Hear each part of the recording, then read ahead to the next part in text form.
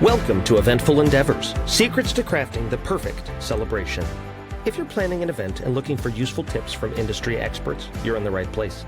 So get ready to take some notes and we'll dive right in. This is Eventful Endeavors.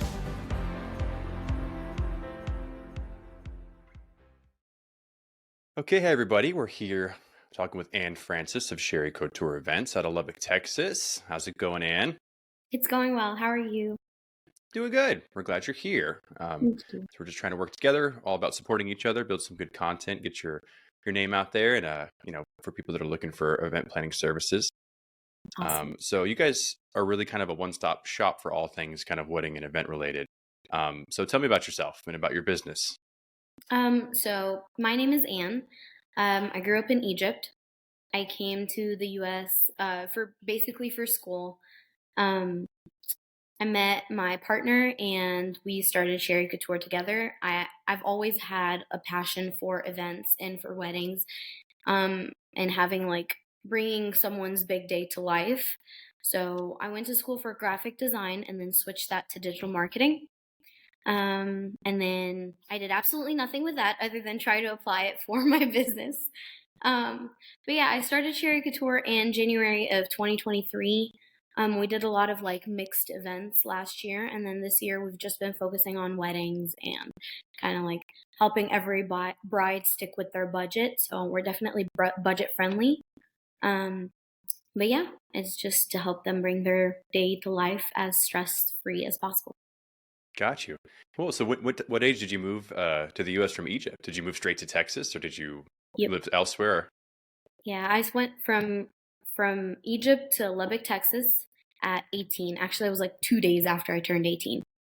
Wow. Okay. So Yeah. I expected a moved here very young sort of story, but you actually grew up in Egypt. That's awesome.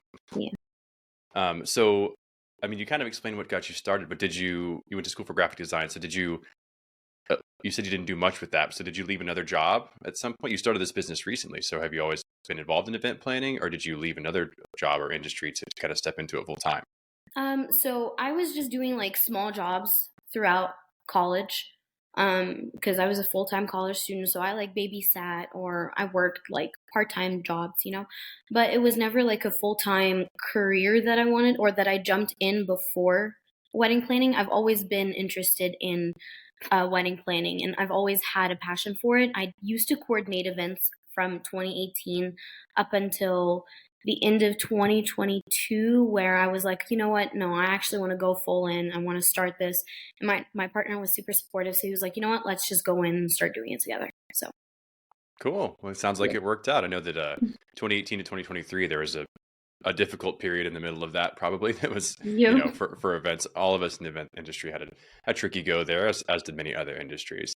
But That's really okay, true. cool. So let's talk about your experience sort of in the wedding and event industry. So are there any trends that you're seeing in the wedding event industry in your area? Maybe new trends emerging versus in 2018 or 2020? Tell me about that. So actually, I remember end of 2022, beginning of 2023, I was told that trends for the end of 2023, start of 2024 was gonna a lot of them were gonna die out. And one of them was the simplicity of baby breaths, florals in wedding industry and how they should just be out and stuff like that. But as we approach 2024, I'm seeing that the extravagant and huge centerpieces that used to occur back in 2018 or so is slowly vanishing, and the simplicity of florals with maybe mix match little centerpieces have been emerging with maybe candles, and it's been more of a timeless vintage romantic feel than let me try to make a wedding that looks $100,000 worth. So Right. And it's interesting you say that because a lot of event planners and companies we talk to have similar things to say mhm. about sort of maybe it's the age group or the demographic that's sort of moving into their wedding, sort of window or years. But simplifying and sort of choosing non-traditional alternatives seems to be becoming sort of the tradition almost. Yep. So I've seen the same thing for sure. That's similar with us. Not everybody has dueling pianos at their wedding, but it's becoming more of a fun sort of third option. Wedding bands and Mhm. DJs are traditional, but So we play a lot of weddings, I think, where brides and the planners and everybody involved is looking for something sort of non-traditional. I agree. Okay, cool. So this is a fun one. This is a fun question I like to ask. So what are some things that couples should never, ever do, cringeworthy things that you hate seeing at your events? And you don't have to name any names or anything like that, of course, but everybody has some. So what would you say? I definitely say when the couple gets excessively drunk on their wedding day, because I'm like, you're supposed to be there and enjoy your big day. So I Mm-hmm. don't correlate getting drunk like with enjoying my day. That, or when the couple allows other couples to propose on their big day. I cannot stand that one. Ah, Yep. that's a new one. I don't think I've ever seen that or heard that one. So basically somebody piggybacking off of somebody else's wedding in some sort of romantic setting to have somebody else. I've never seen or even heard of that. But already I agree with you. That's a little cringy for sure. Just the concept alone. Yeah. And yes, getting super, super drunk on your day. I want to say, unfortunately, I probably see that more often than I don't see that. Yep. To varying degrees, right? But yeah, that's a surefire way to. You've put so much time and energy and resources into it, so it's Yeah. difficult to. You're right. I agree with you. Letting it kind of slip away in that way. Right. That's a common thread too. That's a common one to hear. Yeah. Okay, so on the flip side of that, what is your favorite part of a wedding day? My absolute favorite part, I don't know. I would definitely say like after the ceremony and into the grand entrance when everybody's like, okay, it's the start of the party. They've already said I do, and the nerves have started to like let loose a little bit. That, or if they choose something that's like a super fun cocktail hour where all the guests are absolutely enjoying themselves. So you're saying kind of that moment where everybody has pulled off the strict scheduling sort of part and the rehearse bits, and everybody can kind of start to unwind and Yep. undo their top button and hang out and party. Yes, very much agreed. I'm a sucker for like the father-daughter dance. I have 2 daughters, so it gets me every time. But yeah. Okay, cool. So this is a fun one too, and this kind of plays into like stepping away from some of that non-traditional stuff. What's the most like unique or fun idea you've seen at a recent wedding or event? I know you said you're focusing on weddings, but broad scope event as well. Right. I'd say I've seen a cocktail hour game where after everybody took their photos and photography was like kind of completed with their task, they had this spin the wheel game, and they just spun this huge wheel, and it had like certain different tasks, and they were like everybody in the table gets to do something like funny, or um, I don't know, everybody in the table takes a small shot, something like that. It's very unique and it hasn't been done frequently, so I've absolutely loved that one. Nice. Is there like do you sort of suggest things like that, or is there would that fall into your wheelhouse? Like you would organize that and things like that, or is that like a third party vendor that comes in and has games and activities? So we can organize it. We also have vendors for certain things that we don't have. So with the spin the wheel, I know that my husband does, or my partner, he does a lot of well, he's my husband, but It's both two things can be true.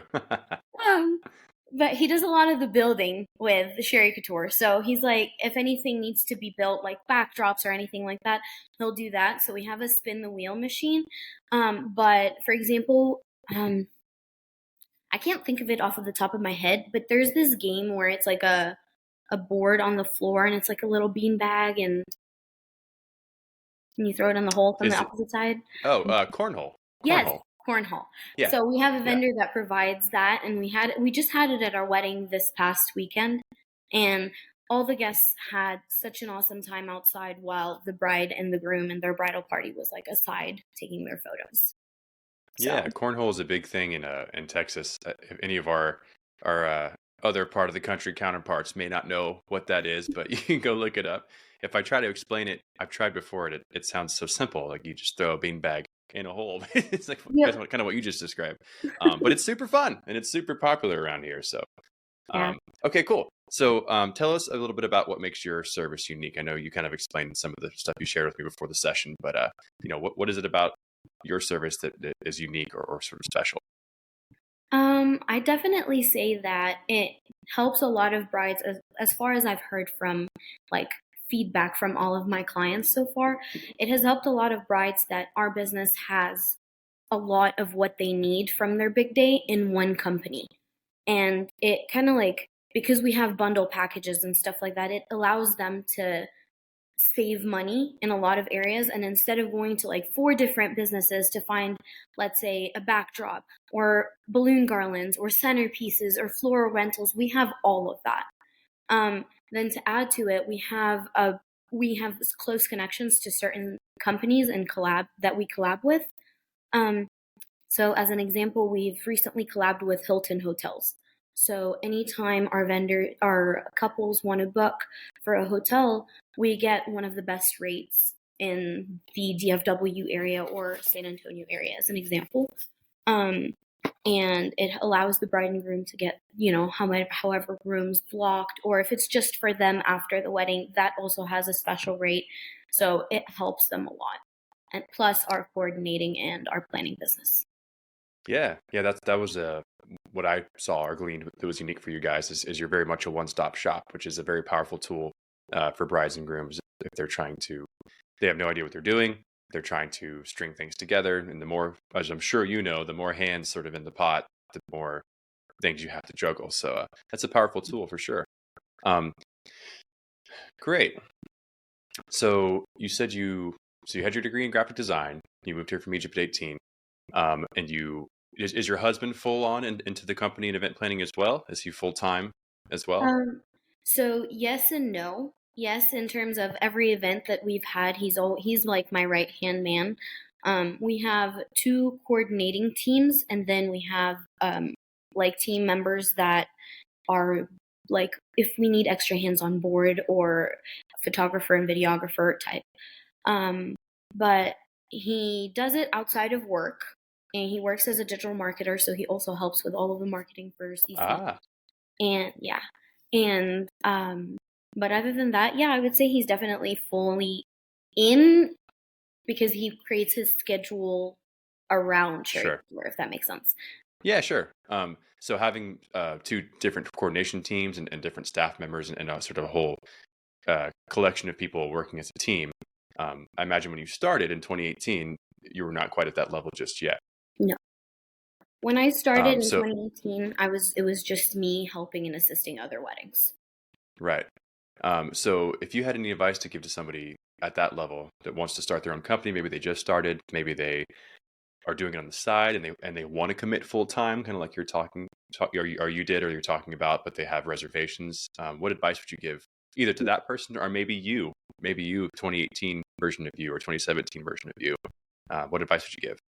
I would definitely I've heard a lot of small businesses that have been wanting to start within wedding planning and event planning, and they've always been like putting themselves kind of like on hold, like they were too scared because they felt like the commitment of being responsible of another couple's big day is like a big load.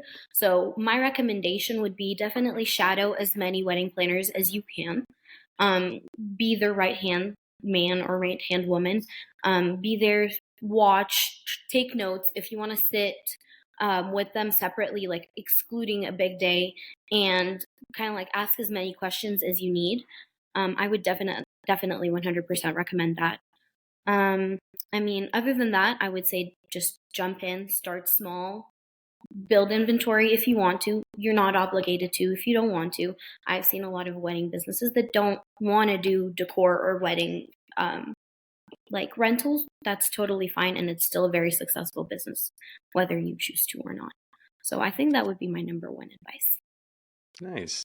Yeah, sometimes it's one of those things that, as with many things, it seems like it would be impossible, or you can't just commit to something like that or step away. I spoke to somebody last week that was she quit her job as a full-time nurse to just go in on event planning, which is, we talked about similar things. It seems like it's impossible to step into something like that there's got to be a catch, and it's hard work for sure. But if you go about it kind of like you're talking about, it's absolutely possible.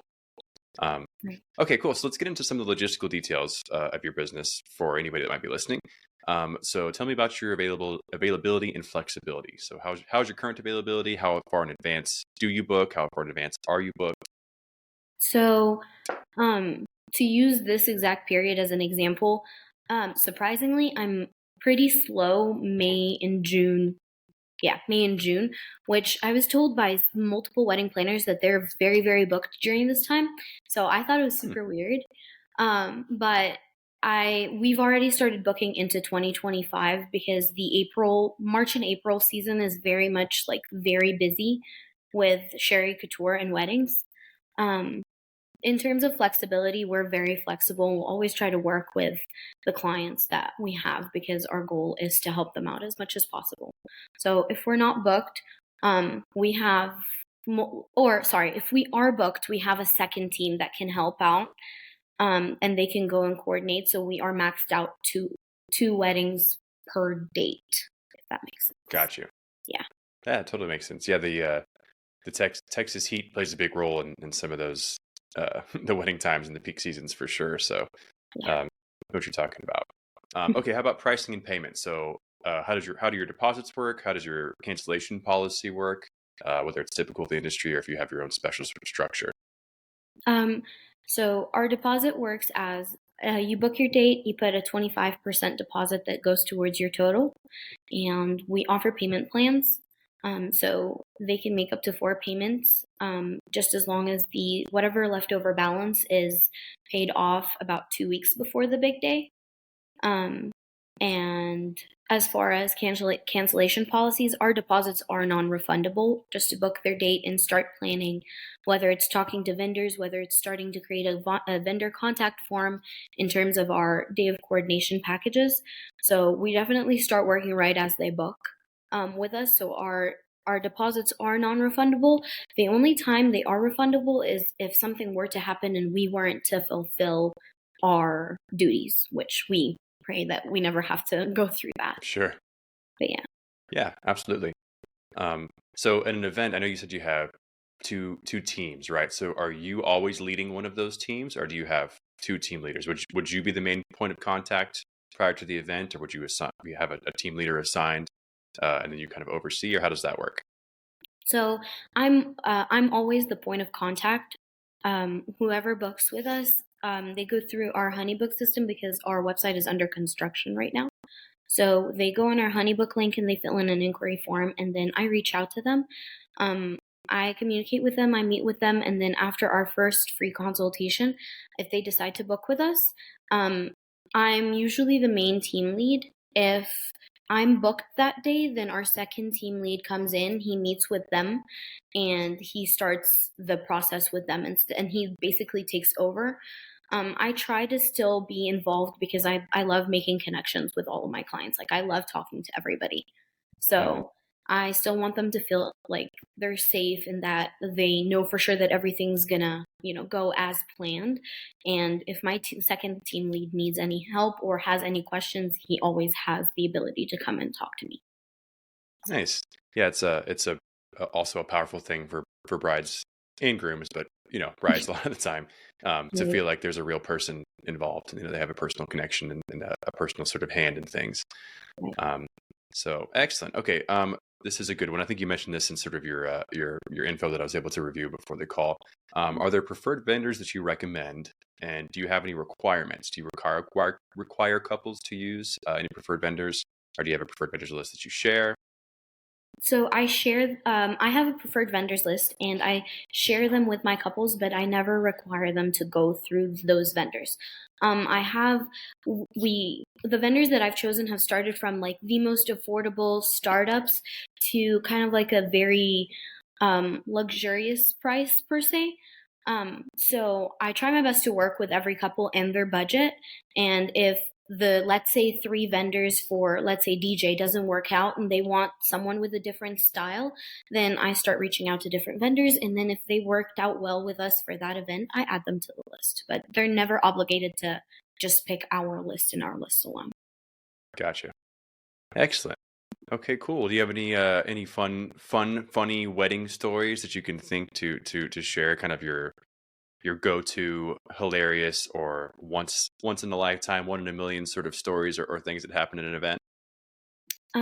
So this past weekend I had a wedding and the groom had asked me to go pick up this bag that had stuff that he wanted to like use, and it was right before they were about to do the bouquet toss and garter toss. And I asked him, I was like, "Are you planning something?" And he goes, "No, no, no, everything's gonna be okay." So he goes he goes into the groom's suite with two of his groomsmen. He comes out and the music is starting to play, and he's about to get on the dance floor for the garter toss. And he's wearing this donkey costume that looks very similar to the one in Toy Story. And and his two men had a blonde wig on and a shirt that said "He's mine." And so every time he would run to his bride to start with the garter toss, they would like pull him back, and he was like, "He's mine." And the bride was like laughing, and it made it a lot less awkward to the audience, because usually garter tosses are very awkward. So I absolutely loved that one. Wow. And you had no idea? They didn't share that information with you at all? They just said, go Not grab at this all. mystery bag and it'll all be fine. Yep. I wonder if that was intentional. I wonder if they chose not to share that with you. Just so they didn't Probably. have any one of those ask for forgiveness instead of permission situations. And usually I'm like, Um, if you're gonna throw a prank, please let me know, because a lot of the times the pranks don't end up like going the right way. Like there was a prank right. where the groom just smudged the whole cake in the bride's face, and she had Ooh, put so much time on her makeup. So I was yeah. like, let's not do that. So I always prefer to know what the prank is, just to know, like, to have an outside perspective that if it's gonna mess anything up, we can, you know, take care of it. Right. But Yeah. that was definitely a forgiving one. Yeah. That's not so bad. I had a one recently where we were told to stop playing because something was happening. We didn't know what. And then the entire like groom and bride party had gone into the back and changed into like Yoshi costumes, like Yoshi from Mario. Like, Yeah. so as we're just sitting there playing and just doing our normal thing, everyone's having fun, and we're told to stop. We thought something was wrong. And then like 12 Yoshis just come out and they start playing. I think it was Gangnam Style or something equally, Oh you my. know, aggressive. And they're just like, for like 10 minutes, and we're just looking at each other like, okay, this is what's happening here. All right.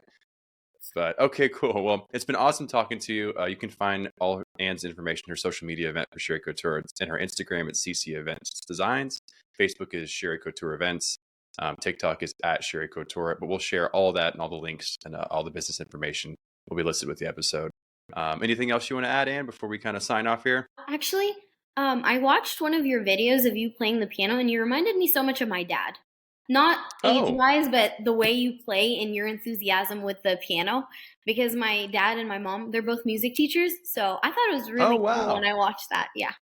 Yeah, well, thank you. I teach a little bit as well, but mostly doing events and performing and stuff like that. But that's cool. I love that personal touch. Thank you. I'm glad we had that little moment.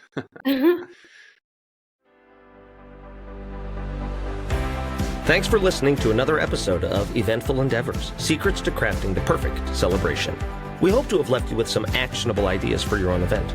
If you like the show, please subscribe and definitely leave us a review. We read every comment. So until next time, happy planning and see you soon on Eventful Endeavors.